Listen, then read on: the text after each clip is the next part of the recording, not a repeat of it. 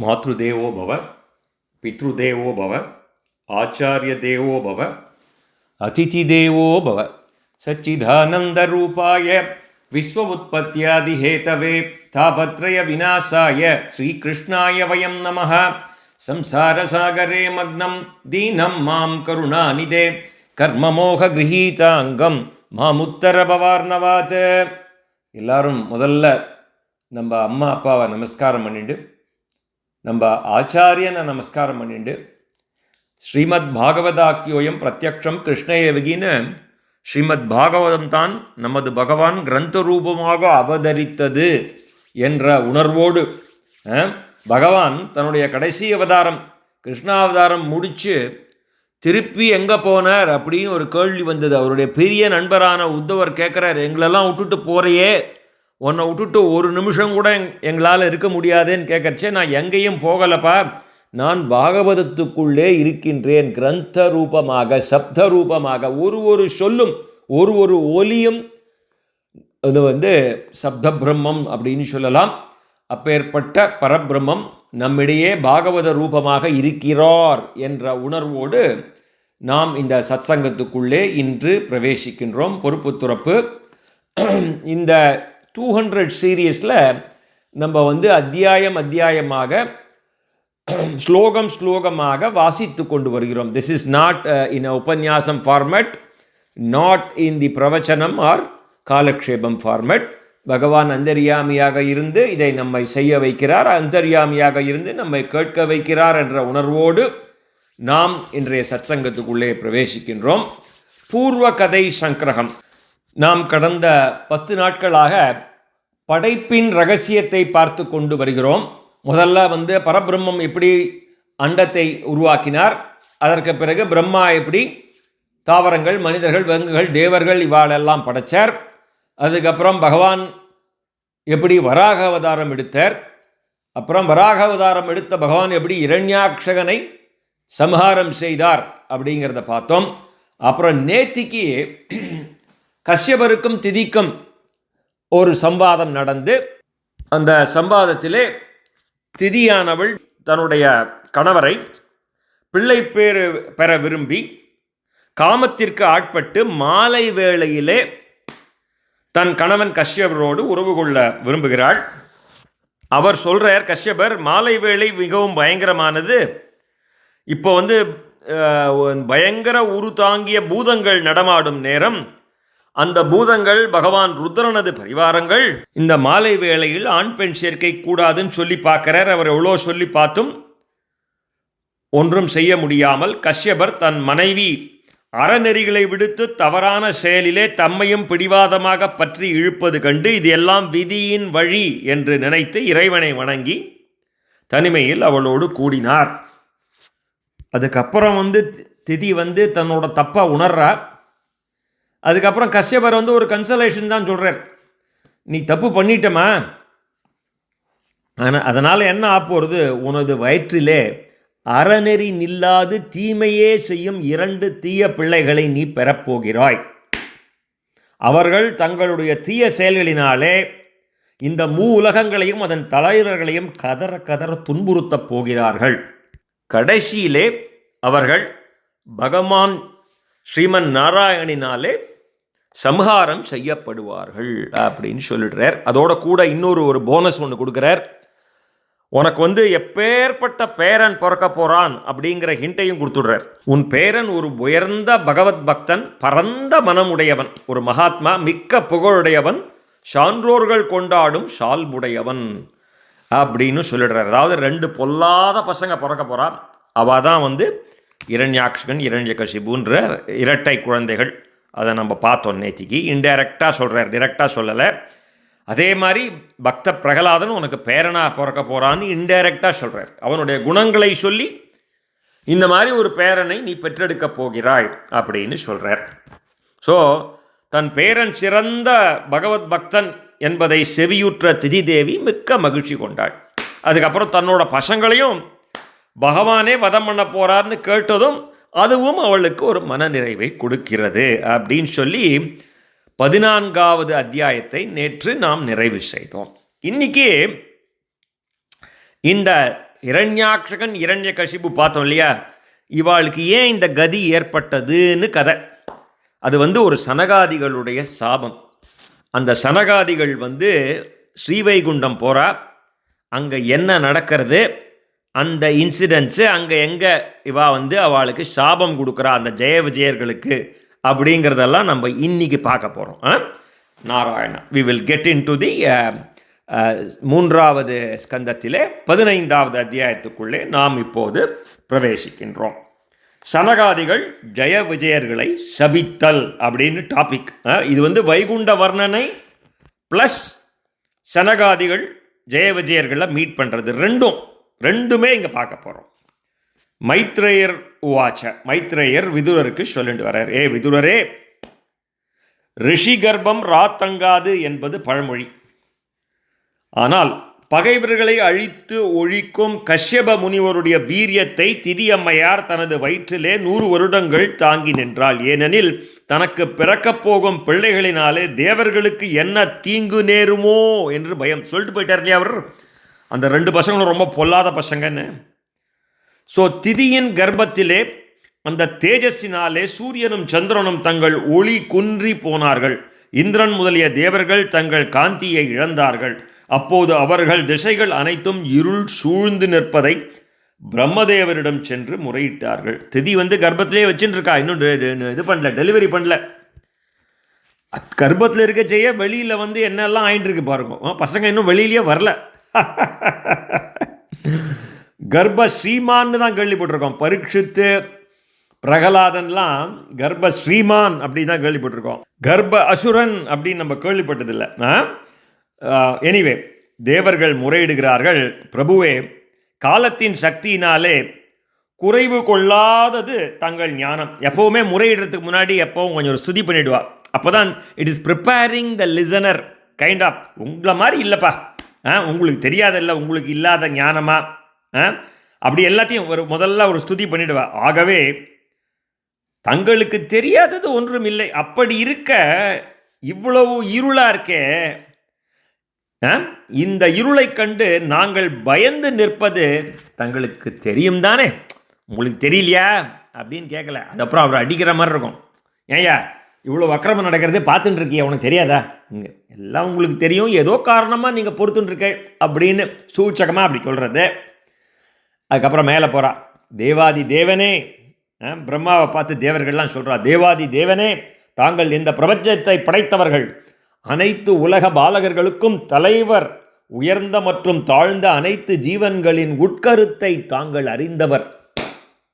ஆகவே திதியின் கர்ப்பம் எந்த காரணத்தால் வளர்ந்து கொண்டே இருக்கிறது என்பதை தாங்கள் அறிவீர்கள்.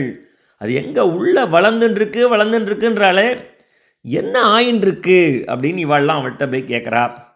தாங்கள் ஞானத்தை மட்டுமே திறனாக கொண்டவர். பிரம்மதேவராகிய இந்த திருமேனி மாயா சக்தியினாலே தாங்களாகவே ஏற்றுக்கொண்டது. அதேபோல்தான் ரஜோகுணத்தையும் தாங்கள் ஏற்றுக்கொண்டீர்கள். தாங்கள் தோன்றியதன் உண்மை காரணத்தை அறிந்தவர் யாருமே இல்லை. அவ்வாறான தங்களை வணங்குகிறோம். அனைத்து உலகங்களும் தங்கள் திருமேனியிலேயே பின்னி பிணைக்கப்பட்டிருக்கின்றன. காரிய காரண ரூபமான அனைத்து பிரபஞ்சங்களும் தங்கள் திருமேனியேதான். ஆனால் உண்மையில் தாங்கள் இவற்றுக்கெல்லாம் அப்பாற்பட்டவர். அனைத்து ஜீவன்களையும் படைத்தருளும் தங்களை எவனொருவன் மூச்சு, பொறிப்புலன்கள், மனம் ஆகியவற்றை தன்வசப்படுத்தி ஏகாந்த பக்தியுடன் தானம் செய்கின்றானோ அவனுக்கே தாங்கள் கருணை புரிகின்றீர்கள். அவ்வாறு தங்கள் கருணை பெற்றவனுக்கு எங்கும் எதிலும் எந்த காரணத்திலும் தோல்வியே இல்லை. கயிற்றினால் கட்டப்பட்ட மாடுகள் போலே வேதமாகின்ற தங்கள் வாக்குகளினாலே பிணிக்கப்பட்ட ஜீவராசிகள் அதற்கு கட்டுப்பட்டு வேதத்திலே கூறப்பட்ட கர்மங்களை செவ்வனே ஆற்றுவதன் வாயிலாக தங்களை வழிபடுகின்றனர். அனைத்தையும் வழிநடத்தும் முக்கிய பிராணனான தங்களுக்கு வணக்கம். வணக்கம் வணக்கம் பகவானே. இந்த இருளினால், இவ்வளவு இருட்டா இருக்கே, பகல் இரவு தெரியாது இந்த பிரஜைகள் தங்கள் கடமைகளை உரிய நேரத்தில் சரிய செய்ய இயலாது தவிக்கின்றார்கள். எங்களுக்குரிய நன்மைகளை செய்ய வேண்டுகிறோம். கருணை கொண்டு எங்களை கடாசிக்க வேண்டும். அப்படியெல்லாம் இருந்திருக்கான்னு பார்க்குறோம். இந்த ஊர்லேயே இருக்குது. இப்போவே இந்த அலாஸ்கா பக்கங்கள்லாம் போனால் வின்டரில் for only very few hours you love sunlight. மற்ற நாள் முக்க இருட்டாகவே இருக்கும். அவளுக்கு எது எப்போ பகல் எப்போ இருட்டுன்னு தெரியாது. கடிகாரம் வச்சுட்டு பார்த்தா தான் தெரியும். அதுவும் 7 AM 7 PM தெரியாது. ரெண்டும் ஒரே மாதிரி இருக்கும். ஏன்னா நம்ம இந்த பாகவதத்தை படிக்கிறச்சே இதெல்லாம் நிஜமாடான்னு தோணும். நிஜமாக இப்போவே இருக்குது. நிறைய சில there are certain countries even in Europe, even in countries like Finland, you can say have the same problem. I have seen this in Alaska. மேலே கட்டையை மேலே போட போட தீ மேன்மேலும் பெருகுகிறது. அதுபோலே திதி அம்மையாரின் திரு உதரத்திலே கஷ்யபரால் வைக்கப்பட்ட வீரியம் மேலும் மேலும் வளர்ந்து 8 திசைகளும் இருள்மயமாக காணப்படுகிறதே அப்படின்னு கேட்குற அவர்கிட்ட போய். இந்த மாதிரி பிரம்மாட்ட வாழலாம் சொல்கிறச்சே. அப்புறம் மைத்ரேயர் நடுவில் கொஞ்சம் இன்ட்ரோடக்ஷன் நடுவில், தோல்வழி படைத்தவரே, வேதங்களினால் புகழப்படும் தான் தோன்றியான பகவான் பிரம்மதேவர் தேவர்கள் தன்னை துதிப்பது கண்டு மகிழ்ந்து சற்றே புன்முறுவல் பூத்த வண்ணம் தனது இனிய மொழிகளினாலே அவர்களை மகிழ்வித்து கூறலானார். எப்போவுமே அவர் ஸ்துதி பண்ணால் எல்லாரும் கொஞ்சம் குஷியாயிடுவா இல்லையா? அதனால் அவரும் கொஞ்சம் குஷியாயிட்டார். அவருக்கும் நம்மள மாதிரி தானே, அவருக்கும் அதே 100 வயசு அவருக்கு. அவரோட 100 வயசு நல்ல பெரிய 100 வயசு, நம்மள மாதிரி கிடையாது. வேறு காலம் அவருக்கு, கணக்கே வேறு. எனிவே அவரையே குஷிப்படுத்திட்டார். ஸோ இப்போ அவர் என்ன சொல்கிறான்னு பார்ப்போம். பிரம்மதேவர் கூறுகிறார், தேவர்களே, உங்களுக்கு முன் தோன்றிய என் மானச புத்திரர்களான சனகாதிகள் 4 உலக பற்றை துறந்து வான்வெளியிலே சுற்றி வந்தார்கள். இப்போ கதை சொல்கிறார். ஏன் இந்த மாதிரி ஆச்சு? இவளோட கர்ப்பத்தில் இருக்காங்களே 2 பொல்லாத பசங்க, ஏன் அப்படி ஆனாங்க? அந்த கதைக்கு தான் வர இருப்போம். சரியா? இப்போ அந்த தேவர்களுக்கு ஒரு பேக்ரவுண்டு ஸ்டோரி கொடுக்குறார். தேவர்களே, உங்களுக்கு முன் தோன்றிய என் மானச புத்திரர்களான சனகாதிகள் 4 உலக பற்றை துறந்து வான்வெளியிலே சுற்றி வந்தார்கள். ஒரு சமயம் அவர்கள் சுத்த சத்வஸ்வரூபியான பகவான் நாராயணனை வணங்க எண்ணி அனைத்து உலகங்களுக்கும் மேலாக விளங்கும் ஸ்ரீவைகுண்டம் சென்றார்கள். அங்கே போனான். அங்குள்ளவர்கள் அனைவரும் பகவானை ஒத்த திருமேனி கொண்டவர்கள், சாரூபியம் பெற்றவர்கள். அங்கே இருக்கிறவர்கள்லாம் எல்லாரும் ஒரே மாதிரி இருப்பாளாம். இப்போ நம்மளும் நித்திய சூரிகளாக ஆனோன்னு வச்சுக்கோ. வைஷ்ணவ சம்பிரதாயத்தில் நமக்கு அடுத்த பிறவி இல்லைன்னு வச்சுக்கோ. நம்மளாம் ஸ்ரீவைகுண்டம் போகிறோம் வச்சுக்கோ. நம்ம எல்லாரும் பகவான் மாதிரி தான் இருப்போமா, ஆனால் அவரோட குவாலிட்டிஸ் எல்லாம் இருக்காது. ஆள் பார்க்குறதுக்கு அந்த மாதிரி இருப்போம். Obviously there is a difference. நம்ம போய் அவருக்கு கைங்கரியம் பண்ணிட்டு இருப்போம், ஆனால் பார்த்தா அதே மாதிரி நான் சங்கு சக்கரம் மாதிரி 4 கை நமக்கும் இருக்குமா அப்படின்னு பெரியவாள்லாம் சொல்லி கேள்வி. எனிவே மேலே நான் படிச்சுட்டு போகிறேன். அங்குள்ளவர்கள் அனைவரும் பகவானை ஒத்த திருமேனி கொண்டவர்கள். இதில் சொல்லிருக்கு பாருங்க. எங்கேயா படித்த நீ இஸ்து விடுற அப்படின்னு கேட்கக்கூடாது. இதில் இருக்கிறது தான் சாரூபியம் பெற்றவர்கள், வேறு பயன்களில் பற்றற்றவர்களாக பகவானது சரணகமலத்தை சாயுஜ்ய அந்த பதவியை அடைவதே குறிக்கோளாக அறநெறி வழுவாது பகவானை ஆராதித்தவர்கள். அந்த உலகத்திலே விளங்கும் பகவான் ஸ்ரீமன் நாராயணன் உபநிடதங்களினால் புகழப்படுபவர், அறமே வடிவானவர், தூய்மையான சத்வகுண ஸ்வரூபர், பிறப்பு இறப்பற்ற ஆதி புருஷர், தனது அடியார்களை எங்களையும் என்றும் மகிழ்ச்சி கடலில் ஆழ்த்தியிருப்பவர். அங்கு மோட்சமே திருமேனி கொண்டு வந்ததோ. எப்படி சொல்றார் பாருங்க. மோட்சமே பகவானது திருமேனி கொண்டு வந்ததோ என்று எண்ணுமாறு நைஸ்ரேயசம் என்ற ஒரு நந்தவனம் உள்ளது. அனைத்து விருப்பங்களையும் நிறைவுற நல்கும் கற்பக தொருக்கள் நிறைந்தது. 6 பருவங்களிலும் பூத்து குலுங்கும் மலர்களும் கனிகளும் நிறைந்தது. அங்குள்ள தேவர்கள் விமானங்களிலே தங்கள் மனைவிகளுடன் தங்கள் நாயகரான பகவானது பவித்திரமான திருவிளையாடல்களை பாடிக்கொண்டு உலா வருகிறார்கள். அந்த திருவிளையாடல் பற்றிய கானம் அனைத்து ஜீவராசிகளின் பாவமூட்டைகளை சுட்டரிக்க வல்லது. அதே சமயம் அங்கு நடுநடுவேயுள்ள தடாகங்களில் பூத்திருக்கும் தேனொழுகும் மாதவி பூக்களின் நறுமணம் காற்றிலே கலந்து அவர்கள் பக்கம் வீசும்.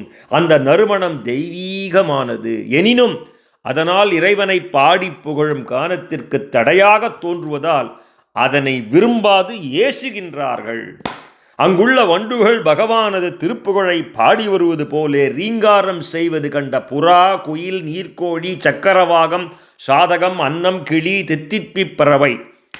தித்திரிப்பறவை, மயில் முதலிய பறவைகள் தங்கள் கலகல ஒலியை சற்று நேரம் நிறுத்தி வண்டுகளின் இனிய கீதத்தை செவியார பருகி தன்னை மறந்து நின்றனவோ என்றுமாறு இருக்கிறது. அந்த மாதிரி இருக்கான். பகவான் மிக்க விருப்புடன் துளசி மாலைகளினாலே தன்னை அலங்கரித்துக் கொள்கின்றார். இதெல்லாம் வைகுண்டத்தில் எப்படி இருக்குங்கிறத வைகுண்ட வர்ணனை இப்போ நம்ம பார்க்குறோம். அந்த வண்டுகள்லாம் ரீங்காரம் பண்ணுறது எப்படி இருக்குன்னா பகவானோட திருப்புகழை பாடுற மாதிரி இருக்கான். அதனால் அந்த வண்டுகள்லாம் திருப்புகழை பாடுறச்சே மற்ற பறவைகள்லாம் குவைட் ஆகிடுறதான். இதனை கண்ட புறா, குயில், நீர்க்கோழி, சக்கரவாகம், சாதகம், அன்னம், கிளி, தித்திரிப்பறவை, மயில் இந்த பறவைகள் தங்கள் கலகல ஒலியை சற்று நேரம் நிறுத்தி வண்டுகளின் இனிய கீதத்தை செவியார பருகி, அதாவது அது பகவானோட திருப்புகழ் மாதிரி இருக்குது, அதனால் அதை செவியார பருகி தன்னை மறந்து நின்றனவோ. அப்படி இருக்குது பார்க்குறதுக்கு. மேலே சொல்கிறார் பாருங்க, அந்த வைகுண்டத்தில் எப்படி பகவான் இருக்காருன்னு. வைகுண்டத்தில் நேர போய் பார்த்துருக்கியாடான்னு கேட்குறானே நாத்திகன். நான் பார்த்தது இல்லைப்பா. சாஸ்திர யோனித்வா, சாஸ்திரங்களின் மூலமாகத்தான் பகவானை அறிய முடியும். பிரம்மசூத்திரத்தில் இருக்கே சாஸ்திர யோனித்வா. அதனால் நம்ம சாஸ்திரத்தில் சொல்லிருக்கிறது, பெரியவா சொல்லிருக்கிறத வச்சுட்டு தான் நம்ம வைகுண்டம் எப்படி இருக்குங்கிறத நம்ம நம்மால் யூகிக்க முடியும். ஸோ பகவான் மிக்க விருப்புடன், எதுக்குடா நம்ம கோவிலில் போய் துளசி மாலை போடுற இப்படி இருக்காதெல்லாம், அதெல்லாம் இதில் இருக்குது. இதில் இருக்கிறத வச்சுட்டு தான் நம்ம இங்கே இமிட்டேட் பண்ணுறோம். நம்ம ரைட், வி ஆர் ஜஸ்ட் ஒரு அனுகாரம் பண்ணி பார்த்துக்கிறோம். அவ்வளோதான் நம்மளால் பண்ண முடியும் இல்லையா? பூலோக வைகுண்டம் அப்படிங்கிறமே அங்கே என்ன இருக்குங்கிறத சாஸ்திரத்தில் இருக்குது. பகவான் மிக்க விருப்புடன் துளசி மாலைகளாலே தன்னை அலங்கரித்துக் கொள்கின்றார். அதன் நறுமணத்தையே முகந்து மகிழ்கின்றார். இதை கண்ட மந்தாரம், மல்லிகை, குரவகம், இரவிலே மலரும் நீலோத்பலம், சம்பகம், கர்ணிகாரம், புன்னாகம், நாகலிங்கம், வகுளம், மகிழம்பு, தாமரை, பாரிஜாதம் மற்றும் கேதகி முதலிய நறுமண மலர்களும் துளசியின் தவத்தை, எவ்வளோ பெரிய பேர் இல்லையா, துளசி தான் அவர் போட்டுருக்கார். மற்ற பூக்கள்லாம் பார்க்கறது, இதெல்லாம் அந்த துளசியின் தவத்தை தங்களிலும் பெருமை கொண்டதாக கொண்டாடுகின்றன. இவை அனைத்தும் தங்களிலும் பெருமை கொண்டதாக கொண்டாடுகின்றன. அப்படி வைகுண்டத்தில் அனைத்துமே சைத்தன்யம் உடையவைகள் இல்லையா? பார்க்கும் மரங்கள் எல்லாம் நந்தலாலாம் நம்ம இங்கேயே சொல்லிட்டோம். அதை they are able to realise it. நம்ம இங்கே நம்ம இன்னும் அதை ரியலைஸ் பண்ண முடியல. நம்ம அதை இங்கேயே ரியலைஸ் பண்ணிட்டோன்னா இங்கேயே ஆத்ம சாட்சா்காரம் ஆகி இங்கேயே ஜீவன் முக்தி நம்ம அடைஞ்சிடுவோம் இல்லையா? அவ்வளவுதான் வித்தியாசம். ஸோ மேலே போகிறேன். 20வது ஸ்லோகம். அந்த வைகுண்ட வாசிகள் அனைவரும் வைரம், வைடூரியம், மரகதம், தங்கம் ஆகியவைகளாலே உருவாக்கப்பெற்ற விமானங்களிலே உலா வருகிறார்கள். எப்படி போட்டிருக்காம பாருங்க. அந்த வைகுண்ட வாசிகள்லாம் வைரம், வைடூரியம், மரகதம், தங்கம் இவைகளால் உருவாக்கப்பட்ட விமானங்களிலே உலா வருகிறார்கள். இந்த செல்வங்கள் அனைத்தும் இறைவன் திருவடி பக்தியினாலே பெற்றவனே என்று ஞான வைராகிய கர்ம பலங்களினால் பெறப்பட்டனவன்று.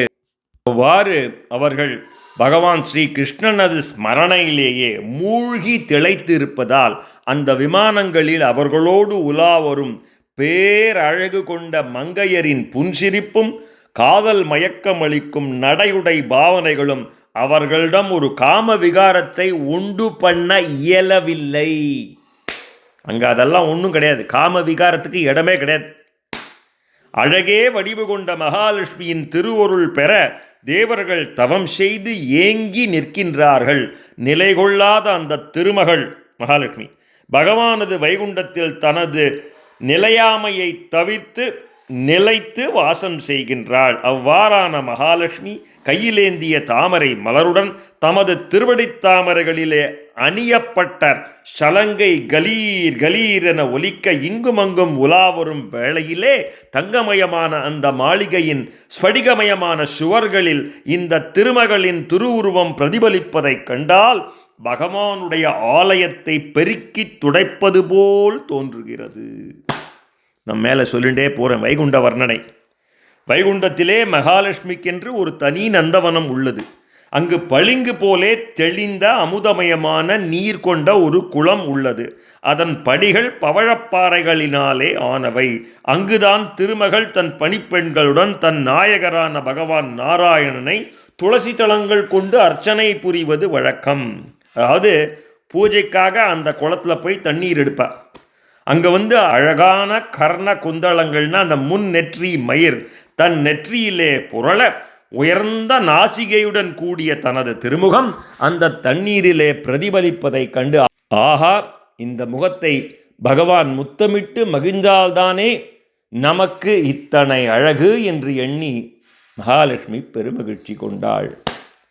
பாவக்குவியல்களை எரித்து ஒழிக்கும் பகவானது திருவிளையாடல்களை பற்றிய கதைகளை கேட்காது நல்லெண்ணங்களை அழித்து தீய புத்தி நல்கும் பொன்னாசை பெண்ணாசை பற்றிய தீய கதைகளை கேட்பவர்கள் வைகுண்டத்தை நிச்சயம் அடைய முடியாது.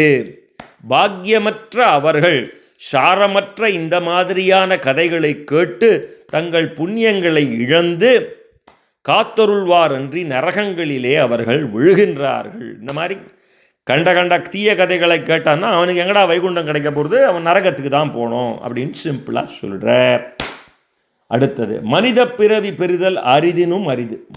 அரிது மானுடனாய் பிறத்தல் மிக அரிது நம்ம பார்த்துருக்கோம் இல்லையா? ஸோ மேலே சொல்லிட்டு போகிற மனித பிறவி பெறுதல் மிக அரிது. இதெல்லாம் பிரம்மா சொல்லிட்டு போகிறார். அவெல்லாம் ஸ்துதி பண்ணா இல்லையா தேவர்கள்லாம். இதுக்கு இவ்வளோ பெரிய ஆன்சர். மனித பிறவி பெறுதல் அரிதினும் அரிது. அவள்லாம் தேவர்கள்லாம் சொன்னால் பிரம்மா தாண்டா நீதி, யூ ஆர் த அல்டிமேட் அப்படின்னா. அவர் சொல்லிட்டார், நான் அல்டிமேட் இல்லைடா, இங்கே பாடுறா வைகுண்டம் பாடுறா, நம்ம இவர் பாடுறா ஸ்ரீமன் நாராயணன் பாடுறா, எப்படி இருக்கு பாடுறா வைகுண்டம் அப்படின்னு அவர் சொல்லிட்டு போகிறார். நான் பெரியாள் இல்லைடா, அவன் தாண்டா பெரியாள் அப்படின்னு சொல்லிட்டு போகிறார். ஸோ மனித பிறவி பெறுதல் அரிதினும் அரிது. பிரம்மாவான நானும் மற்ற தேவர்களும் மனித பிறவியையே வேண்டுகிறோம். மனித பிறவியில்தான் தத்துவ ஞானம் பெறவும் நற்கர்மங்கள் செய்யவும் வாய்ப்புகள் அதிகம். அத்தகைய மனித பிறவி பெற்றும் சிலர் பகவத் பிரீதியான நற்கர்மங்கள் செய்யாதொழிகின்றனரே. அதை செய்யாமல் வேஸ்ட் பண்ணுறானேடா. கால மனித பிறவி கிடைக்கிறது துர்லபம். பகுநாம் ஜென்மநாமந்தே. அத்தனை ஜென்மம் எடுத்து நம்ம இந்த மனித பிறவி கிடைச்சிருக்கு. இதெல்லாம் கிடைச்சுட்டோ நம்ம நல்ல கர்மங்கள் செய்யலைன்னா அந்தோ பரிதாம். அவர்கள் எங்கும் பரவி நிற்கும் பகவானது மாயையிலே மயங்கி நிற்பவர்களே அப்படின்னு ஒரே ஒரு வார்த்தையில் சொல்லிடுறார். முன்னாடியே பார்த்துட்டோம் மனித பிறவியோட நோக்கம் இல்லையா? மனுஷனாக பிறந்தது நம்மளோட கோல்ஸ் ஆஃப் ஹியூமன் லைஃப், அறம் பொருள் இன்பம் வீடு இல்லையா? தர்ம அர்த்த காம கடைசியில் மோட்சம். இதுக்கு இந்த எண்ணம் நமக்கு வரலைன்னா எல்லாமே நம்ம வாழ்க்கையை வியர்த்தமாக கழிக்கிறோம் அப்படின்னு அர்த்தம். இதுதான் பிரம்மா நமக்கு சொல்கிறார், அங்கங்கே ஞாபகப்படுத்துகிறார். இவ்வாறு மானிட பிறவி பெற்ற பெரியோர்கள் தேவதேவனான நாராயணனை பக்தியோடு சேவிப்பதால் யமனையும் வெகு தூரத்தில் நிற்கும்படி செய்கின்றார்கள். அவர்களுக்கு யமபயம் கிடையாது. அவர்கள் ஒருவரோடு பகவானிடம் கொண்ட பக்தியினாலே உலக நினைவை மறந்து உடல் மயிர்கூச்செறிய கண்களிலே ஆனந்த கண்ணீர் பெருக பகவானது திருப்புகழை பாடி கழித்து கூத்தாடுகின்றனர். இவ்வாறு இருக்கும் பொழுது அவர்களுக்கு யமம் நியமம் முதலிய வழிமுறைகள் எதற்கு? அவ்வாறான பக்தர்களின் நிலை நமக்கு ஏற்படாதா என்று நாம் ஏங்குகிறோம். அந்த பரம பாகவதர்கள் நம் சத்தியலோகத்திற்கும் மேலுள்ள வைகுண்டத்தை அடைகின்றார்கள். இந்த தேவனான நாராயணனையே காலை இறுக்கி பிடிச்சுண்டு அவரையே தபஸ் பண்ணிட்டு இருக்கா இல்லையா? அவள் அந்த பக்தியோட ஆனந்தத்திலேயே அப்படியே மயிர்கூச்சு எரிந்த பகவானோட ஒண்டி போய்ட்றான். அவரை பாடிண்டே அவர் ஆனந்த கண்ணீர் விட்டுண்டு பாடி கழித்து கூத்தாடுகிறார். அந்த மாதிரி இருக்கிறவாளுக்கு இந்த யமம் நியமெல்லாம் கூட வேண்டாம். ஏன்னா எப்பவும் சதா சர்வ காலம் அவள் பகவானே தான் நினச்சிட்டு இருக்கா. நடுவில் மற்ற காரியங்கள்லாம் பண்ணாதான் காத்தால் கொஞ்சம் நாய் நிறுத்திட்டு நான் நித்திய கர்ம அனுஷ்டானம் காத்தால் அனுஷ்டானம் பண்ணணும், மத்தியானம் அனுஷ்டானம் பண்ணணும், சாயங்காலம் அனுஷ்டானம் பண்ணணும். இந்த இடைவெளியில் அவளுக்கு இடைவெளியே கிடையாது. காத்தாலேருந்து சாயங்காலம் ஒரு வரைக்கும் அவரே அந்த ஸ்ரீமன் நாராயணனே நினச்சிட்டு இருக்கா. அந்த மாதிரி பரம பாகவதர்கள் நம் சத்தியலோகத்திற்கும் மேலுள்ள வைகுண்ட லோகத்தை அடைகின்றார்கள். இந்த வைகுண்டம் எப்படி இருக்குன்னு முதல்ல சொன்னார். அந்த வைகுண்டத்தில் மகாலட்சுமி என்ன பண்ணுறான்றதையும் சொன்னார். இப்போ வைகுண்டத்தில் இருக்கிறவாள்லாம் எத்தனை புண்ணியம் பண்ணவாங்கிறதையும் சொல்லிட்டு வர. அந்த வைகுண்டத்தில் போகிறதுக்கு அவள்லாம் என்ன புண்ணியம் பண்ணிருக்காளோ அப்படின்னு இந்த ஸ்லோகத்தில் அப்படின்னு சொல்லிகிட்டே வரார். வைகுண்டத்தில் தான் அகில உலகங்களுக்கும் நாதரான ஸ்ரீ பகவான் ஹரி வசிக்கின்றார். அகில உலகங்களும் அந்த வைகுண்டத்தை போற்றுகின்றன. வியக்கத்தக்க உயர்ந்த விமானங்களிலே தேவர்கள் அதை சுற்றி சுற்றி வருகின்றார்கள். அந்த வைகுண்டத்தை தங்கள் யோக சக்தியினாலே சென்று அடைந்த சனகாதி முனிவர்கள் மிக்க மகிழ்ச்சி கொண்டார்கள். அவள்லாம் எவ்வளோ யோக சக்தி அடைந்து அந்த வைகுண்டம் போகிறதுனா சாதாரண விஷயம் இல்லை.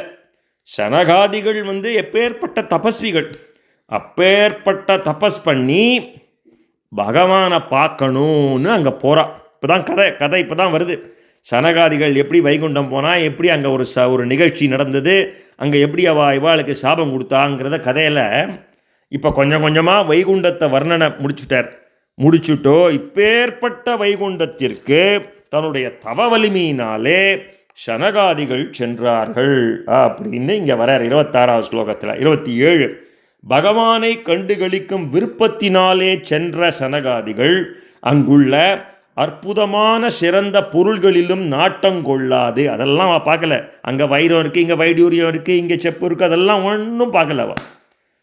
அவள் ஒரு பிரகாரமாக சப்த பிராகாரம் நம்ம பாடுவோம், நம்ம சொல்லுவோம் இல்லையா, நம்ம ஸ்ரீரங்கத்தை பூலோக வைகுண்டத்தை, அந்த மாதிரி சப்த பிராகாரத்தை அப்படி பார்த்துட்டே வரா. முதல்ல 6 பிரகாரத்தை தாண்டி போயிடுறா.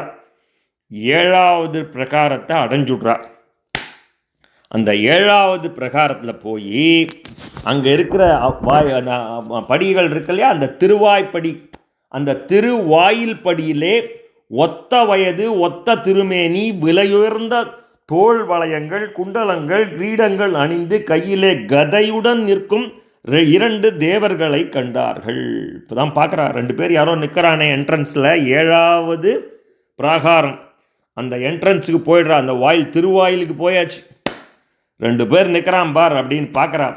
அவர்கள் நீலமேனியர்கள், 4 திருக்கரங்கள் கொண்டவர்கள், தேன்வண்டு மொய்க்கும் வனமாலை அணிந்தவர்கள். அவர்களது புருவங்கள் நெறித்திருந்தன, கண்கள் சற்றே சிவந்திருந்தன, மூக்கு துவாரங்கள் சற்று விரிந்திருந்தன. அதனால் அவர்கள் முகம் சற்று கடுகடுப்பாக இருந்தது தெரிய வந்தது. அவர்கள் அவ்வாறு பார்த்து கொண்டிருக்கையிலே இதற்கு முன் வைரம் பதித்த தங்க கதவுகள் கொண்ட 6 பிரகாரங்களை கடந்து வந்தது போல், இந்த 6 பிரகாரம் இவா வந்தால் அது வழி விட்டுடுத்து. அப்படியே தாண்டி தாண்டி தாண்டி வந்துட்டா. இங்கே இவங்க 2 பேர் நிற்கிறாங்க. அவளை இவள்லாம் ஞானிகள் இல்லையா, இவா ஒன்றும் தப்பு பண்ணுறதுக்கு வரல, திருடுறதுக்கு வரல, பகவானை பார்க்குறதுக்கு வரா. அதனால் இவா அந்த நோக்கத்தில் இப்பேற்பட்ட வைரம் பதித்த தங்க கதவுகள் கொண்ட 6 பிரகாரங்களை கடந்து வந்த மாதிரி இங்கும் அவர்களை கேட்காமலேயே உள்ளே புகுகின்றார்கள். அவர்கள் தங்களது பார்வையிலே உயர்வு தாழ்வு என்பன போன்ற வேறுபாடு எண்ணம் இல்லாமல் எங்கும் எதிலும் ஒரே மாதிரியான எண்ணம் கொண்டவர்கள் ஆகையால் எங்கும் தயக்கமின்றி தடையின்றி செல்லும் மாண்பு உடையவர்கள் அந்த சனகாதிகள். இவன் யார் அவா யாருன்னா எல்லாம் ஒன்றா பார்க்குறவா இல்லையா. அந்த சனகாதி முனிவர்கள் ஆன்ம தத்துவம் அறிந்தவர்கள், அவதூதர்கள், பிரம்மதேவரின் படைப்பிலே முதலிலே தோன்றியவர்கள். ஆனால் பார்ப்பதற்கு 5 வயது பாலகர்களைப் போலே தோற்றமளிப்பவர்கள். அவர்களது உண்மை நிலையினையும் இறைவன் இவர்களிடம் கொண்ட அன்பையும் உணராத அந்த துவார பாலகர்கள் அவர்களது பெருமையை கணிக்காமல் பிரம்பு கொண்டு அவர்களை தடுத்தார்கள். இவ்வாறு தடுக்கப்பட வேண்டியவர்களா இந்த சனகாதி முனிவர்கள்? அவளை பார்த்தா ஏதோ 5 வயசு சின்ன பசங்கன்னு நினச்சுட்டாங்க இவங்க. அவளோட கீர்த்தி, அவளோட தேஜஸ்ஸு, அவளோட வேல்யூ இவாளுக்கு தெரியாது. இவாளுக்கு இந்த துவார பாலகர்களுக்கு தெரியாது. அதனால் பெரம்பு கொண்டு தடுத்தார்கள். அனைவரும் கொண்டாடி புகழும் தகைமை கொண்ட அந்த சனகாதி முனிவர்களை வைகுண்டத்தில் உள்ள தேவர்கள் எதிரிலே அந்த துவாரபாலகர்கள் தடுத்து நிறுத்தவே சனகாதி முனிவர்கள் தங்கள் அன்பரான பகவானை தரிசிப்பதற்கு நேர்ந்த இடையூறு கண்டு கோபத்தினால் கண்களும் சற்றே சிவக்க, அவளுக்கு கண்ணு சிவந்து போயிடுத்து. யாரா அதை நம்ம பகவானை சேவிக்க போகிறோம், 2 பேர் நிற்கிறான், நம்மளை வந்து தொடுக்கிறான், யாரா இவன்ற கோபம் வந்துடுத்து அவளுக்கு. சனகாதி முனிவர்கள் கூறுகிறார்கள், பகவானிடம் பயன் கருதாத பக்தி புரிபவர்களுக்கே இந்த வைகுண்டத்தில் நித்தியவாசம் கிடைக்கும். அவ்வாறு பக்தி புரிபவர்கள் அனைத்து நற்குணங்களும் பெற்றவர்களாக இருப்பார்கள். அவ்வாறு இருக்க உங்கள் இருவருக்கு மட்டும் வேண்டியவர் வேண்டாதவர் என்ற கோணலான புத்தி எவ்வாறு ஏற்பட்டது? பகவானோ சாந்த ஸ்வரூபி, அவருக்கு பகைமை என்பதே கிடையாது. நீங்கள் உண்மையான பகவத் பக்தர்களாக இருந்தால் உங்களுக்கு இந்த சந்தேக எண்ணம் வந்திருக்கக்கூடாது. நீங்கள் வேடதாரிகள், ஆகவேதான் தங்களைப் போலவே பிறரிடமும் சந்தேகப்படுகின்றீர்கள் அப்படின்னு சொல்றா. மேலே சொல்லிட்டே போறா. இறைவனது திரு உதரத்திலே தான் அனைத்து பிரம்மாண்டங்களும் இருக்கின்றன. ஆகவே இங்கிருக்கும் ஞானிகள் அனைவரும் எங்கும் நிறைந்து விளங்கும் பகவானுக்கும் தங்களுக்கும் இடையே எந்த ஒரு வேற்றுமையும் காண்பதில்லை. வெளியிலே இருக்கும் இந்த மகா காசமும் குடத்துக்குள்ளே இருக்கும் ஆகாசமும் ஒன்றுதானே, வேறல்லவே இல்லையா? ஆகாசம்ங்கிறது ஸ்பேஸு. இப்போ நம்ம வெளியில் பார்க்குற ஸ்பேஸ், பரந்த ஸ்பேஸ். குடம் இருக்கு இல்லையா, ஒரு பெரிய குடம் வச்சோன்னு வச்சுக்கோ, காலி குடம், அந்த குடத்துக்குள்ளேயும் இருக்கிற அதுலேயும் ஸ்பேஸ் இருக்கு இல்லையா? அதை தான் சொல்கிறா. அந்த ஸ்பேஸ்க்கும் இந்த ஸ்பேஸ்க்கும் வித்தியாசம் கிடையாதுரா. எந்த வேற்றுமை, வெளியிலே இருக்கும் மகாகாசமும் குடத்துக்குள்ளே இருக்கும் ஆகாசமும் ஒன்றுதானே, வேறல்லவே. அதே போல்தான் பகவானும் பக்தனும் வேறல்லவே. அவர்கள் பகவானை தன் உள்ளேயும் தன்னை பகவானுக்குள்ளும் காண்கிறார்கள் இல்லையா?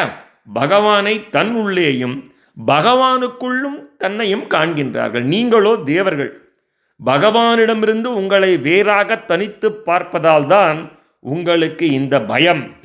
ஆதலால் தான் பக்தர்களான எங்களை நீங்கள் தடுக்கிறீர்கள். மேலே சொல்லிட்டே போற. எடுத்த உடனே சாபம் கொடுக்கல.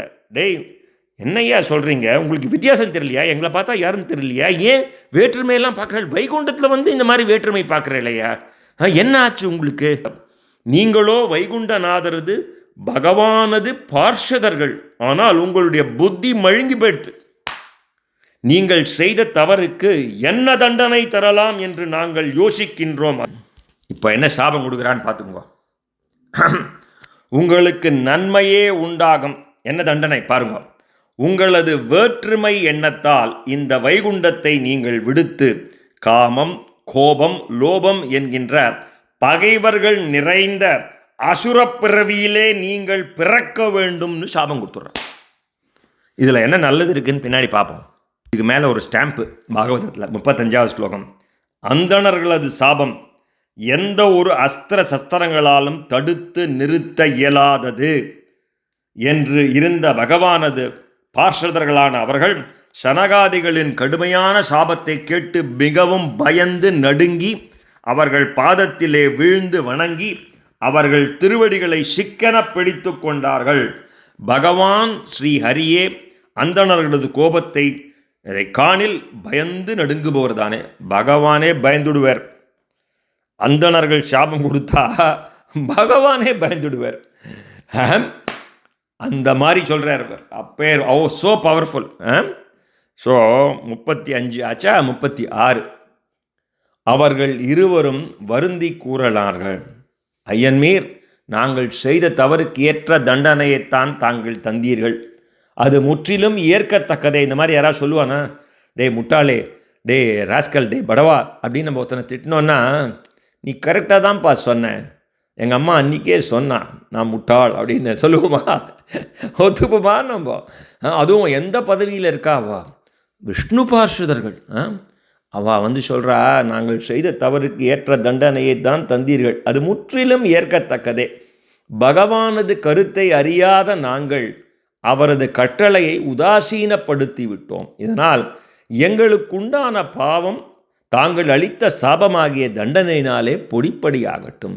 எங்களது இந்த பரிதாப நிலையை சற்றே கருணையோடு எண்ணி பார்த்து அதனால் தங்களுக்கு எங்கள் மேல் கொஞ்சம் தயை பிறக்குமானால் நாங்கள் இந்த வைகுண்டத்திலிருந்து வேறு எந்த தாழ்ந்த உலகங்களில் எந்த விதமான ஈனப்பிறவி பெற்றாலும் அந்த பிறவிகளிலும் பகவானது நினைவை மறக்கச் செய்யும் மோகத்தை நாங்கள் அடையாமல் இருக்க அருள் புரிய வேண்டும்னு கேட்டுக்கிறாங்க. இங்கே கொடுத்துட்டே நீங்கள் பண்ணதெல்லாம் கரெக்டு. இப்போது அட்லீஸ்ட் நாங்கள் எங்கே போனாலும், நாங்கள் ஒரு சாக்கடையில் போய் ஒரு புழுவாக பிறந்தாலும் பகவானுடைய இது எங்களுக்கு மறந்துடக்கூடாதுப்பா. அந்த நினைவை மறக்க செய்யும் மோகத்தை நாங்கள் அடையாமல் பார்த்துக்கோங்கோ அப்படின்னு கேட்குறா. ஒரு சாப விமோச்சனம் மாதிரி கேட்குறான்னு வச்சுக்கோங்களேன். பெரியோர்களான சனகாதிகளிடம் அந்த விஷ்ணு பாசர்கள் தவறை இழைத்ததை அறிந்து சாதுக்களுக்கு அன்பரான பகவான் பத்மநாபன் லக்ஷ்மி தேவியுடன் பரமஹம்சர்களான மகா முனிவர்களும் தேடி காணாத தம் திருவடிகள் கண்டு சனகாதிகள் இருக்குமிடம் தேடி நடந்து வந்தார். பகவான் பார்த்தார், அசந்து போயிட்டார் அவர். அடாடா இந்த மாதிரி ஆயிடுத்தே, இது என்னோட தப்பு தான் அப்படின்னு சொல்லிட்டு அவரே அங்கேருந்து உள்ளேருந்து நடந்து வரார். யாரோ வாசலில் ஒரு அசம்பாவிதம் ஆயிடுத்து, இது மாதிரி விட்டுட்டோமேன்னு நினச்சின்னு அங்கேருந்து ஓடி வரார். இதுவரை தங்கள் இதயத்தாமரையிலே தியான யோகத்திலே கண்டு கொண்டிருந்த பகவான் இப்பொழுது தங்கள் கண் எதிரிலேயே நிற்பதைக் கண்ட சனகாதி முனிவர்கள் அப்படியே ஆச்சரியம், பரபரப்பு அவளுக்கு. அவரோடு அவரது பார்ஷதர்களான அடியார்கள் வெண்கொற்ற கடை சாமரங்கள் எல்லாம் ஏந்தி வர பகவான் வரார். அவரது இருபுறமும் ராஜஹம்சத்தின் இறக்கை போன்று வெளுத்த இரு சாமரங்களை அவர்கள் வீசிக்கொண்டு வருகிறார்கள். பகவானது தலைக்கு மேலே பிடிக்கப்பட்டிருக்கும் வெண்குடையின் ஓரத்திலே தொங்கும் நல்முத்துக்கள் அந்த காற்றினால் சற்றே அசைக்கப்பட்டு ஆடுகின்றன. இதை காணும் பொழுது சந்திரனது கிரகணங்களினால் அமுதமானது முத்து முத்தாக சொட்டுவது போல் அழகாக இருக்கிறது. நம்ம கோவிலெல்லாம் இந்த பெரிய பெரிய வெண்கொற்ற கொடை பகவானுக்கு தூக்கின்னு போகிறாளே, இதெல்லாம் இந்த வர்ணனையிலேருந்து வந்தது தான். அவள் என்ன முன்னாடி எங்கேயாவது இதுவா ஃபோட்டோ பிக்சராக இருக்குது? It's available in any books? No. All these things are described in our Puranas. அடுத்தது மேலே போகிறேன். துவாரபாலகர்களோ அல்லது முனிவர்களோ யாராக இருப்பினும் வேறுபாடின்றி அனைவருக்கும் ஒரு சேர அருள் புரியும் திருமுகம் கொண்ட பகவான் அனைத்து நற்குணங்களுக்கும் கொள்கலன் அல்லவோ. அன்பொழுகும் தனது திருக்கண்களினாலே பக்தர்களது இதயத்தை குளிரச் செய்பவர் அல்லவா அவர். அவரது அகன்ற நீல நிற திருமேனி மார்பிலே தங்க ரேகை போன்று ஒளிரும் மகாலட்சுமி அந்த திவ்ய ஒளியாலே அனைத்து உலகங்களுக்கும் சூடாமணி போலே விளங்கும் வைகுண்டத்தை அவள் மேலும் அழகுற செய்கின்றார். ஸோ ஒன்று ஒன்றா வர்ணிக்கிறார், இன்ச்சு இன்ச்சாக வர்ணிக்கிறார். பருத்து உருண்ட அழகிய இடுப்பிலே, அவருடைய இடுப்பிலே பீதாம்பரம், அறையிலே கனகமேகலை அரைஞான், கழுத்திலே இனிது பாடும் வண்டுகள் நிறைந்த வனமாலை, அழகான திருக்கைகளிலே கங்கணங்கள், ஒரு கையை கருடனது திருத்தோள்கள் மேல் ஊன்றி மற்றதிலே அழகிய தாமரையை சுவற்றி கொண்டு அப்படி ஸ்டைலாக இந்த இவங்கள்லாம் கீ செயின் அப்படி சுற்றின்னு வருவாங்களே ஹீரோஸ்லாம், அந்த மாதிரி அவர் ஒரு கையை கருடனது தோள் மேலே போட்டுருக்கார், இன்னொரு கையை அழகிய தாமரையை சுழற்றி கொண்டு வருகிறார். ஓகே. ஸோ மின்னொளியையும் விஞ்சும் மகர குண்டலங்களது ஒளியை மேலும் ஒளிரச் செய்யும் அழகிய கன்னங்கள், எடுப்பான அழகிய மூக்கு கொண்ட திருமுக மண்டலம், தலையிலேயே நவரத்னமயமான கிரீடம், பருத்து உருண்ட நீல திரு கைகளுக்கு இடையிலே அழகிய முத்துமாலைகள், கழுத்திலே கௌஸ்துபமணி, அங்கே வனமாலை, இங்கே கௌஸ்துபமணி, இங்கே முத்துமாலை, அப்படி ஒரு வர்ணனை. பகவானது வடிவழகு வர்ணனைக்கு அப்பாற்பட்டது. இத்தனையும் வர்ணிச்சுட்டோ, இத்தனை விஷயம் வர்ணிச்சுட்டோ அடித்து தூக்கிட்டாங்க. இதான் சூப்பர்லேட்டிவ். இங்கே தான் பகவானது வடிவழகு. இதெல்லாம் சும்மா ஆபரணம் இல்லையா. பகவானது வடிவழகு வர்ணனைக்கு அப்பாற்பட்டது. அழகுக்கு திருமகள் என்னும் பழமொழி பொய்யன்றோ. அப்படி போட்டாங்க அவரோட சூப்பர்லேட்டிவ்னா சூப்பரா. அழகுக்கு திருமகள் என்ற பழமொழி பொய்யன்றோ. ஏன்னா பகவானுடைய வடிவழகு வர்ணனைக்கு அப்பாற்பட்டது. அடியவர்கள், அதாவது தான் தான் அழகு என்று திருமகளது செருக்கு அடங்கியது என்பது கருத்தான். இது நம்ம தெரிஞ்சுக்கணும். திருமகளை விட அவரோட வடிவழகு ஒரு படி மேலே அப்படின்னு இங்கே வர்ணனை. தேவர்களே, பிரம்மதேவரான எனக்கும் பரமசிவனுக்கும் உங்களுக்கும் காட்சி அளிக்கவே பகவான் இந்த அழகிய திருமேனியை தாங்கி நிற்கின்றாரோ? இவ்வாறு அழகிய பகவானை கண்ட சனகாதிகளின் கண்களுக்கு போதுமென்றே தோன்றவில்லை. அந்த நிறைவே வரலையும். அவன் பார்த்துட்டே இருக்கா. அவரை பார்க்கணும் தானே வந்தாவ, அவரே வந்துட்டார், பரிவாரங்களோடு வந்துட்டார். உடனே சனகாதிகள் தலை தாழ்த்தி வணங்கினார்கள். இவா என்ன நினச்சுட்டா, நம்ம தப்பு பண்ணிட்டோன்னு சனகாதிகள் நினச்சுட்டார். அவள் நம்ம தப்பு பண்ணிட்டோம், நிச்சயமாக பிராமண சாபம், அந்தணர்கள்ட்ட சாபம் வாங்கிட்டோமேன்னு அவளுக்கு தெரியும் ஏற்கனவே. இப்போ இவர் என்ன சொல்ல போகிறாருன்னு பார்ப்போம். செந்தாமரை கண்ணனான பகவானுடைய திருவடி கமலங்களிலே மகரந்தமும் அந்த திருவடிகளிலே திருமகள் அர்ச்சித்த துளசியின் வாசனையும் அங்குள்ள காற்றிலே கலந்து வீச அது சனகாதிகளின் மூக்கு வழியாக உட்புக ஆன்ம ஞானிகளான அவர்கள் மனதும் கலக்கமடைந்து, அதாவது மன மகிழ்ச்சியும் உடலிலே ஒரு புலகாங்கிதம் தோன்றின. அதாவது எந்த வாசனையும் கண்டு மயங்காத அந்த முனிவர்கள் கூட அந்த இடத்துக்கு போனால், அந்த வைகுண்டத்துக்கு போனால் அந்த பகவானது நறுமணம் அவர்களை மயக்கிவிடும். That is underlying point. அடுத்தது, பகவானுடைய சிவந்த உதடுகள் நீலோத்பலம் என்ற திருமுக மண்டலத்தை மேலும் அழகுற செய்தன. அவர் புன்முறுவலிடும் பொழுது அவரது வெளிரிய முத்து போன்ற பற்கள் மல்லிகை மொட்டுக்களை வரிசையாக அடுக்கி வைத்தார் போல் அழகுற விளங்கின. இவ்வாறு அழகிய திருமுகத்தை கண்ட அவர்கள் தாங்கள் பிறந்த பயனை அடைந்ததாக மகிழ்ந்தனர். சிவப்புக்கள் பதித்தார் போன்ற சிவந்த நகங்கள் கொண்ட திருவடி தாமரைகளை கண்டு வணங்கி தியானம் செய்தார்கள். இத்தனாயி அவருடைய ஹிருதய கமலத்தில் தான் பகவானை பார்த்து தியானம் பண்ணிட்டு இருந்தா இல்லையா? ஆத்மாராமராக அந்தர்யாமியாக இருக்கும் பகவானை தியானம் செய்த சனகாதி முனிவர்கள் முதன்முறையாக பகவானை நேர பார்க்குறா. அப்படி ஆடி போயிட்டோம் சார், அவரை பார்த்துட்டு ஆடி போயிட்டோம் சார் அப்படின்னு அது மாதிரி ஆடி போயிட்டாங்க மேலே.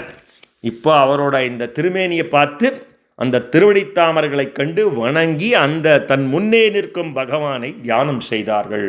அஷ்டாங்க யோகங்கள் செய்து அதன் மூலம் ஆன்ம தத்துவத்தை தேடுகின்ற மகான்கள் தியானிப்பது இந்த ஸ்வரூபம் தானே, இந்த ஸ்வரூபம் தானே. இது மற்றவர்களால் அடைய இயலாத கண்களுக்கு விருந்தான இந்த புருஷ ரூபமானது தத்துவம் உணர்ந்த ஞானிகளுக்கே பெறத்தக்கது. 8 வகை செல்வங்களும் அஷ்ட ஐஸ்வர்யங்களும் ஒன்று சேர என்றும் குறையாது நிறைந்து விளங்கும் அந்த பகவானை சனகாதி முனிவர்கள் துதிக்கலாயினர். இப்போ அங்கங்கே ஒரு ஸ்துதி வரணும் இல்லையா? தேவர்கள்லாம் பிரம்மாவை ஸ்துதி பண்ணா, இப்போ சனகாதிகள் பரமாத்மாவை நேர பார்த்துட்டு வணங்கி தியானம் பண்ணுறா.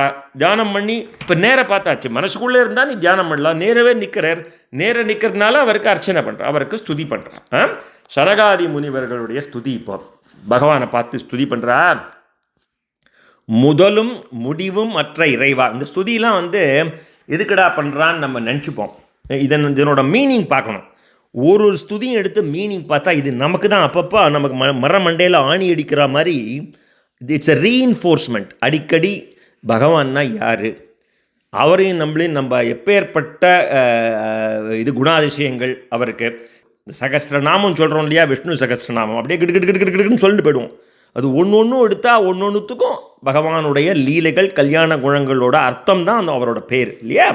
ஸோ விஸ்வம் விஷ்ணுர் வஷட்காரக அப்படின்னு முதல் ஸ்லோகம் நம்ம விஷ்ணு சகஸ்ரநாமத்தில் சொன்னாலே, விஸ்வம்னா இந்த விஸ்வமே பகவான் தான் அப்படின்ற அந்த எண்ணத்தில் தான் அவருக்கு அந்த பேர் வந்தது இல்லையா? It has a meaning, every name has a meaning. அந்த மாதிரி இந்த ஸ்லோகங்கள்லாம் அந்த ஸ்துதிகள்லாம் படித்தா இது நமக்காகத்தான், நமக்கு பகவானை நன்கு புரிந்து கொள்வதற்காக, அவருடைய கல்யாண குணங்களை நன்கு புரிந்து கொள்வதற்காக சொல்லப்பட்டது இல்லையா? முதலும் முடிவும் மற்ற பகவானே, தாங்கள் தீயோர்கள் இதயத்திலும் அந்தர்யாமியாக வீற்றிருந்தாலும் அவர்கள் கண்களுக்கு புலனாகாமல் மறைந்து விளங்குகிறீர்கள். முதல் லைன்லேயே ஒரு டீப் மீனிங். பகவான் எல்லா இடத்துலையும் இருக்கார். துரியோதனுடைய ஹிருதயத்திலையும் பகவான் தான் இருக்கார், ராவணனுடைய ஹிருதயத்திலையும் பகவான் இருக்கார், இரண்யாக்ஷகன் ஹிருதயத்திலையும் பகவான் இருக்கார். அது ஒரே லைன். தீயோர்களின் ஹிருதயத்திலும் பகவான் இருக்கார். ஆனால் இன்று எங்கள் கண்களுக்கு எதிரில் தாங்கள் காணப்படுகிறீர்கள்.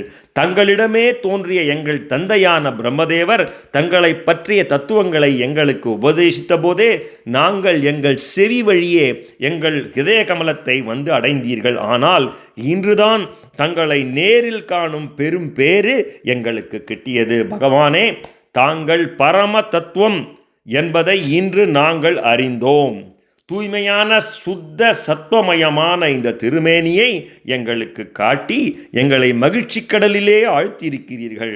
சகுணரூபமான இந்த திருமேனியை யான் எனது என்ற அகங்காரத்தையும் விருப்பு வெறுப்பையும் துறந்த முனிவர்கள் தங்களது கருணை கடாட்சத்தினாலே பெற்ற அந்த பக்தி யோகத்தின் வாயிலாகவே அடைகின்றார்கள். இங்கே பக்தி யோகத்தோட பெருமை நமக்கு சொல்கிறா. இதெல்லாம் பக்தி யோகத்தோட பெருமையை பற்றி சொல்கிறா. எப்படி பகவானை அடையிறதுங்கிறதுக்கு பல வழிகள் இருக்கு இல்லையா? பக்தி யோகத்தோட பெருமையை இங்கே சனகாதிகள் ரீஇன்ஃபோர்ஸ் பண்ணுறா. 48வது ஸ்லோகம். பிரபுவே, தங்களுடைய புகழ் என்றும் எங்கும் போற்றி உகந்து பாடத்தக்கது. உலகியல் துன்பங்களை களைவது. தங்களது திருவிளையாடல்களை கேட்டு மகிழ்ந்து தங்கள் திருவடிகளையே சரணமாக பற்றிய சான்றோர்கள் தாங்கள் அளிக்கும் உன்னதமான முக்தியையும் துரும்பாக நினைத்து ஒதுக்குகிறார்களே. அப்படி இருக்க தங்களது பூர்வ நெறித்தலுக்கு பயந்து நடுங்கும் இந்திராதி தேவர்களின் சொர்க்கம் முதலிய பதவிகளை அவர்கள் அனுசிப்பார்களா என்ன?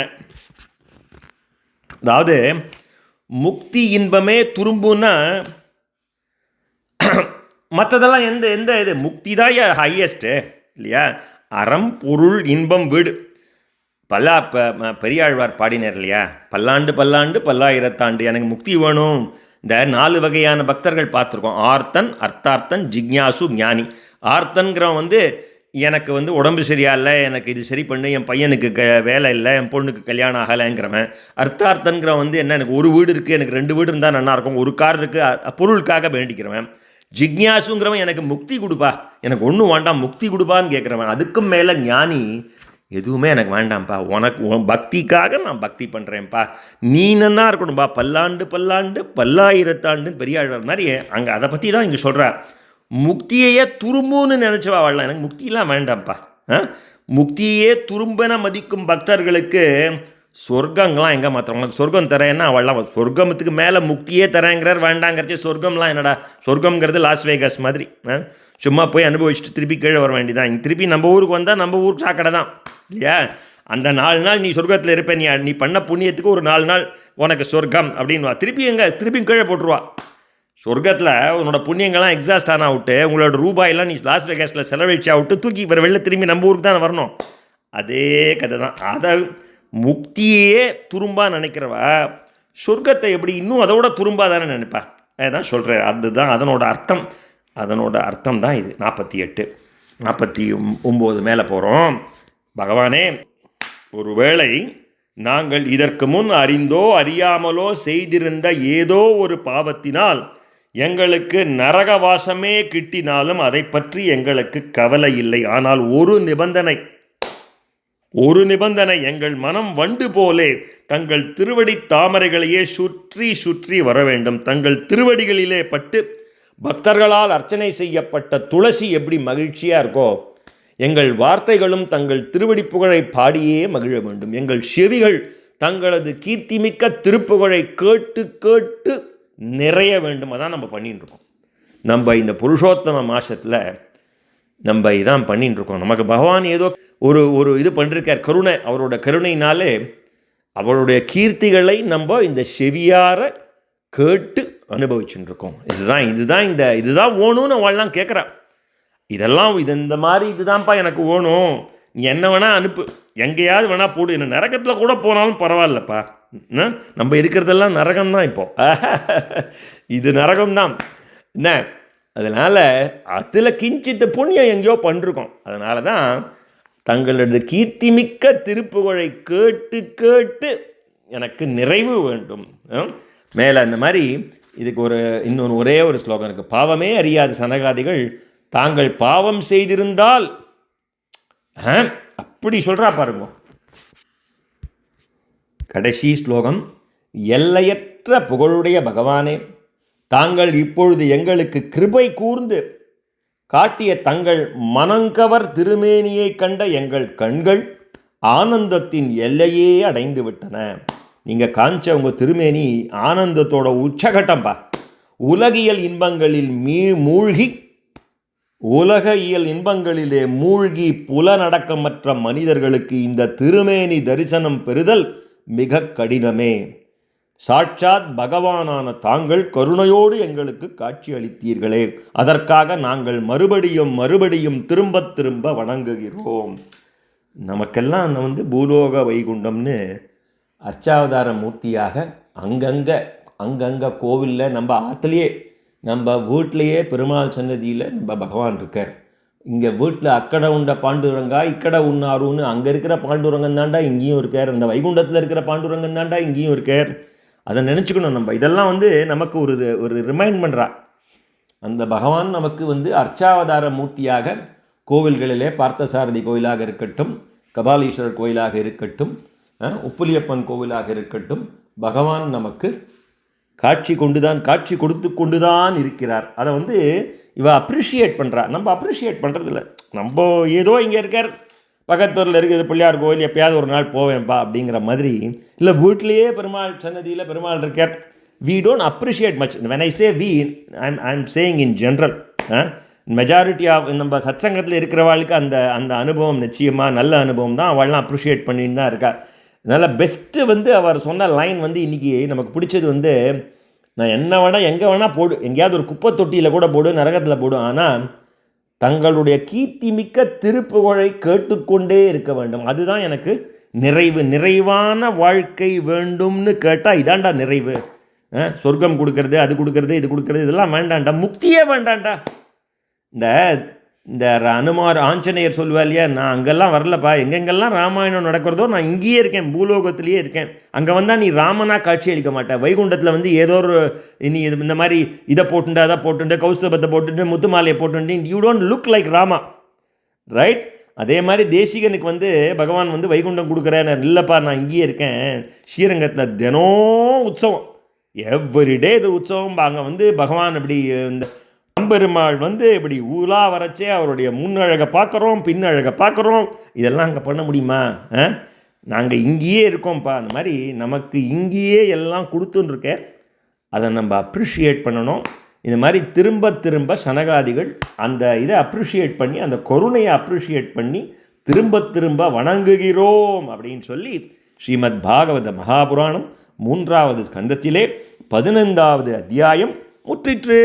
यदक्षर पदपृष्ठं मात्राहीनं द्वेद्भवेत् तत्सर्वं क्षम्यतां देव नारायण नमोस्तुते विसर्गबिन्दु मात्राणि पदपादाक्षराणि च न्यूनानि शातिरिक्तानि क्षमस्व पुरुषोत्तम नाम संकीर्तनं यस्य सर्वपापप्रणाशनं प्रणामो दुःखशमनहासं तं नमामि हरिं परं श्रीहरये नमः श्रीहरये नमः श्रीहरये नमः. गोपिका जीवनस्मरणं गोविन्दा गोविन्दा.